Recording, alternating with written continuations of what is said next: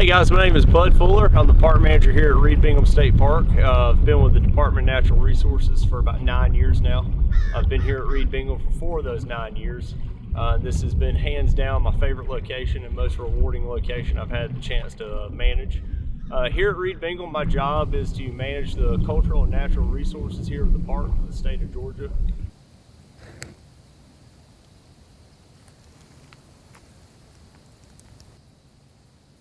What's your favorite part about working here at Reed Bingham?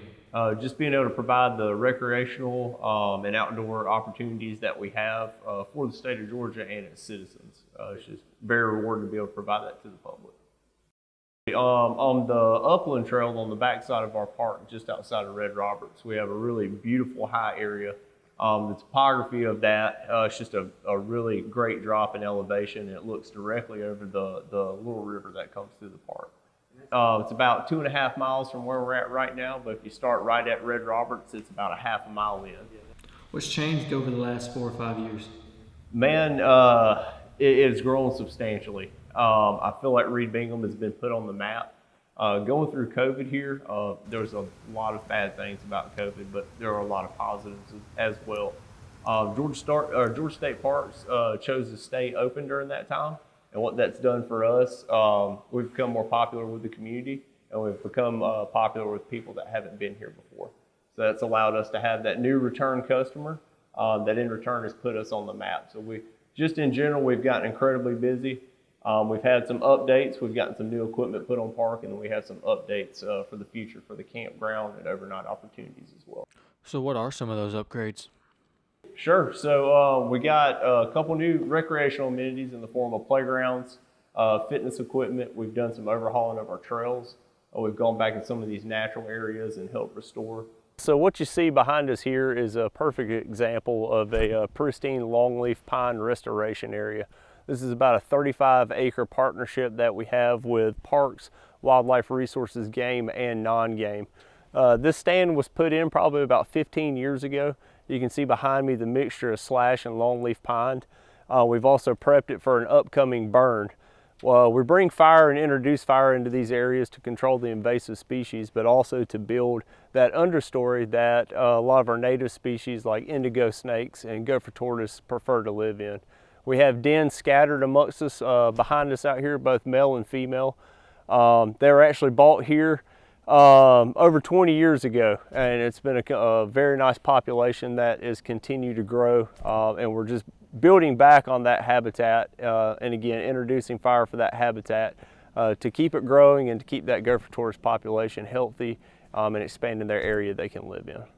How's the park's gopher tortoise population doing? Our gopher tortoise population is big, and just being able to maintain that. What's really cool about that is they might choose to live under your campsite. They might choose to live up under the office or in the flower bed of the office. I think that's a really cool thing to see, just how diverse it is out here and how we see a natural resource as this aesthetic thing, this beautiful park that you can come to. He doesn't know that that's your campsite, but I think that's a really awesome resource to say, hey, we are maintaining this park to a standard of a gopher tortoise wanting to come into a campground and live at a location that for us might not be too aesthetic. We might be worried about him, but he's going about his day as we're camping. Free range, absolutely. And I think another great thing that's awesome is we've just introduced a quota hunt for our alligator population out here. We had a lot of alligators that were getting curious and coming into our recreational areas. We also got to consider that they were here before us. But to respect that balance, we were able to put in a quota hunt for the public that gave them the opportunity to hunt these alligators at night and to potentially harvest an alligator through a quota system. But then it also gave us an opportunity to educate our guests as well that were concerned about the alligator coming into the swim area. He's minding his own business in that swim area, but it doesn't make you feel great as a parent to have your child and an alligator in the same area. But then taking that opportunity to educate them and then showing them the numbers of harvest through that quota system to maintain an equal balance.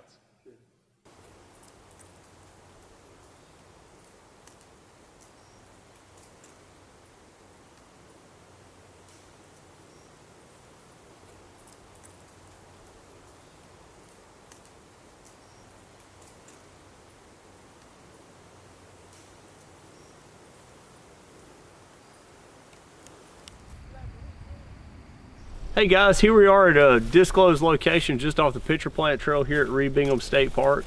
And what we have here below us is a reestablished pitcher plant bog area that we reintroduced through Wildlife Resources Game and Non-Game with a partnership with them and the Georgia Department of Natural Resources and State Parks. So they came in, they were able to give us 2 different species of pitcher plant here. What we have behind us is an area that's usually boggy. It holds water throughout the year, plus it's in the middle of a burn unit. So it's just a pristine condition for this to have the best of both worlds, a nice saturated area with fire that comes in and replenishes this area. And over here to our left, we have also come in and taken a couple sweet gums out. What that does is it opens up that canopy that would naturally drown this low light plant out. We've been able to take those trees out and establish a great canopy and a great environment for this plant to re-thrive. What are some of the advantages to prescribed fire? It does so many things. One, just the overall aesthetic and beautification that you get from that prescribed fire, first and foremost there. But we're also burning for the habitat of native species. One of the largest benefits benefitters from that is our gopher tortoise population. We have one of the largest public land populations in the state right now. We're able to burn areas, get those desired grasses, that desired understory in there for that species, grow land for them, and then also grow resources for their food and other inhabitants that will come in from that fire. All the good that it does as well in restoring things, it also knocks out the invasive species population. So if we're going in on some of these turkey oak or shrub oak that we don't necessarily want in there, we get that fire hot enough and going on that same footprint over time, we'll eventually eradicate that. What do you want growing? Sure. So our biggest thing that we want growing in that area is maintaining our wiregrass population. We have a beautiful stand in there right now. Long before any of us were ever here, the state was covered with these long leaf stands and then wiregrass understories. And you can see that in some of our experimental areas on park. So that's what we're shooting for, is that wiregrass and to knock back all those native undesirable species. So we're also doing an aquatic vegetation treatment right now. We do that a couple times a year. That knocks out your hydrilla, your water hyacinth, primrose, to name a few. We've done such a good job of knocking that back over the past years, eradicating the hydrilla and the hyacinth, that some of those other things like the primrose are now coming in to take over because it doesn't have as much stress on it as it did before. We treat it once during the summer, and then we're about to be going into our second treatment. What that does is obviously the beautification of the recreation area for our visitors in the state, but it's also literally controlling and maintaining an environment that would be there otherwise if we didn't do it. Sure. It's in our lake here at Reed Bingham and upriver, and that could come in from another boat from an area that has been in hydrilla or water hyacinth. We don't do a good job of washing our boat off. We put that in our lake, and just 1 or 2 little spurs of that will eventually over time start taking over these areas. We're here on the first observation overlook of our boardwalk trail. And if y'all can see behind me, we kind of have like a mat of green hydrilla and hyacinth. It doesn't look like a whole lot, but this entire area behind us, this little turnaround on the observation dock, everything behind us was covered with hydrilla and hyacinth.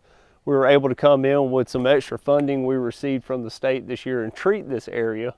This is a great midway point of the Little River heading north or south on that. It's a great rest area, and it's a great observation area for guests by land. So we're able to come in here and clean this area up, and that's just a prime example of how we use those funds to put right back into the park for beautification projects and conservation of the natural resources here at the park.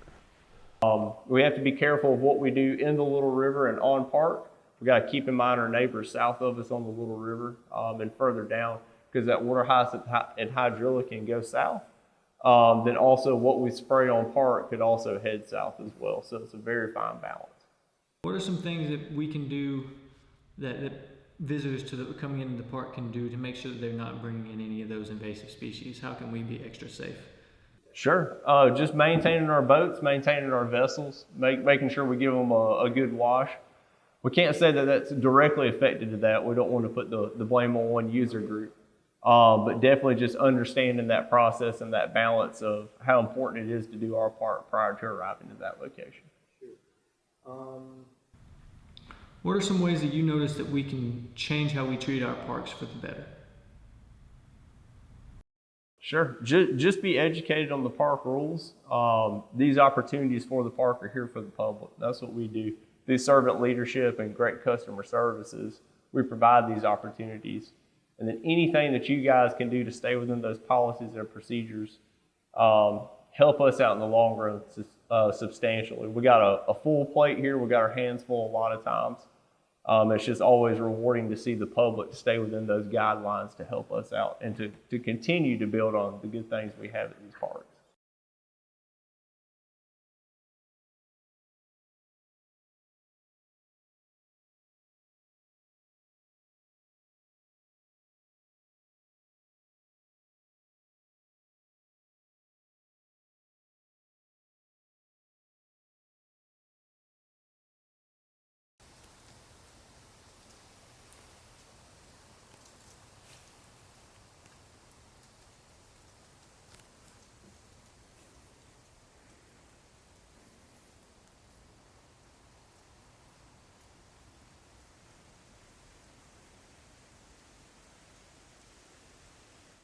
Hey guys, we're here on the boardwalk trail at Reed Bingham State Park, and we just wanted to show an example of our natural resource restoration here.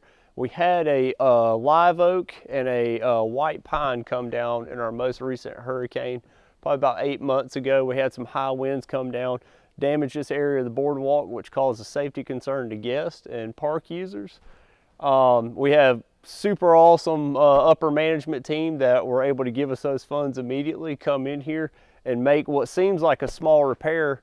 Well, it is a small repair, but just the time that we're able to make that repair and get it back up online for the guests was within about a week's time. So that's something that we do here at Reed Bingham to take care of our guests and our state customers.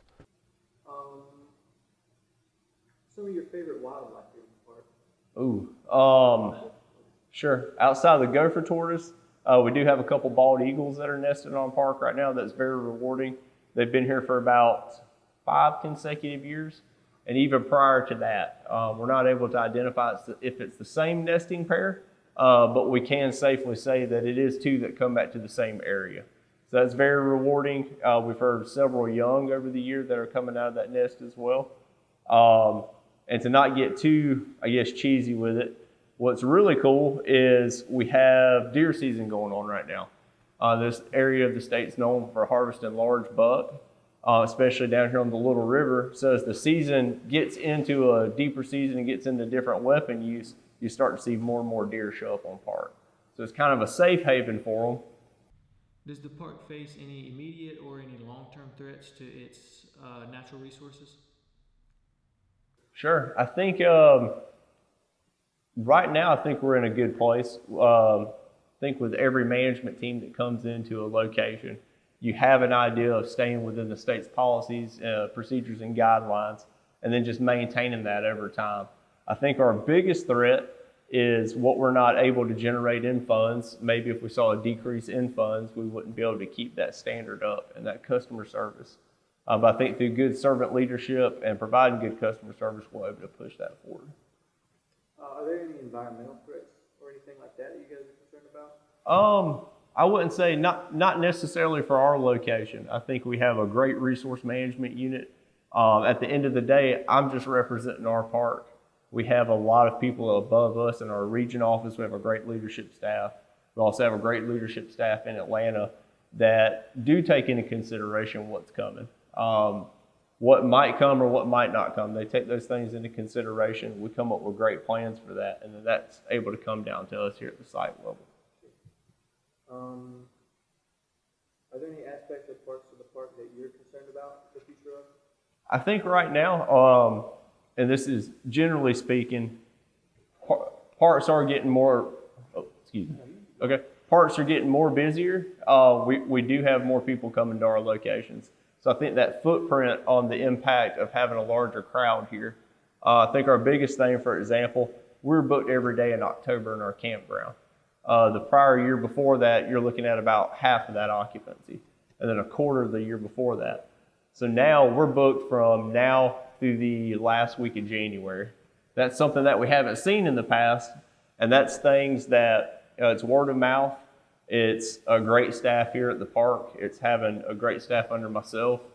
I have the luxury, I joke and say I can just point the finger and our staff jumps on it because they're just awesome people. And having a great group of people that buy into that plan. But I think that is a big challenge, is just keeping up with the volume and keeping up with the load that not necessarily the public's putting on the park, but maybe more wear and tear and how to balance that out. You know, I mean, you could say it's a good problem to have, right? Sure, very good problem to have. Incredible problem.